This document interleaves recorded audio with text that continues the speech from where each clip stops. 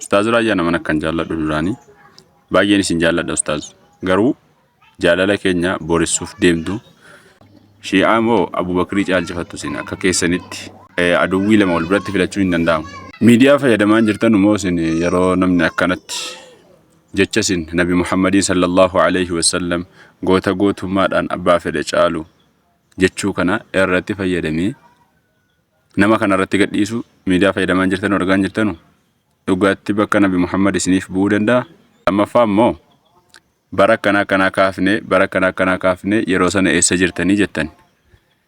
Yeroo sana bar dubbii yeroo qeebalamu qaba, yeroo gurra namaa waa fudhatu qaba, yeroo isaatti fayyadamuun giddii, yeroo namni waa dhaga'utti waan sana dhaggeessisuun giddii.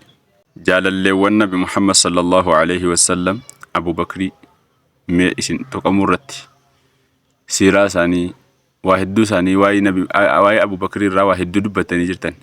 Shi'aa moo Abubakrii caalchifattu isin akka keessanitti dirqama nama lama aduwwii lama wal biratti filachuu hin danda'amu. Tokko keessaa filadhaa.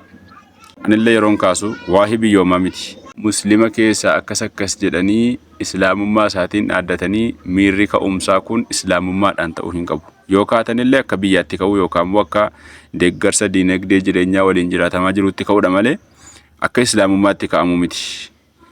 Warri miira keessa galtanis of to'achuu qabdani.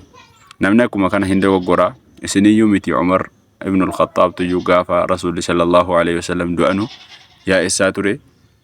Sana booda Abubakriin aayatatti qara'ee وما محمد إلا رسول قد خلت من قبله الرسل أفإن مات أو قتل انقلبتم على أعقابكم جتشو على أبو بكر تقرأوا أصلا تسقباه جتشو نمني آريدان بفميرا أداكي سقافة قالي وادقتشو ننجرا سنسترين دقتني جتشو نترقاهمي إسلام ما دمان كامي أكاسيت ديما ممكن سرير أو جتني سي وانتي أدنو باسا شيكا روبياتيس أكما كان وانجر أدباسي